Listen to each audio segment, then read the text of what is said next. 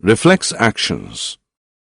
When a receptor is stimulated, it sends a signal to the central nervous system where the brain coordinates the response. But sometimes a very quick response is needed, one that does not need the involvement of the brain. This is a reflex action.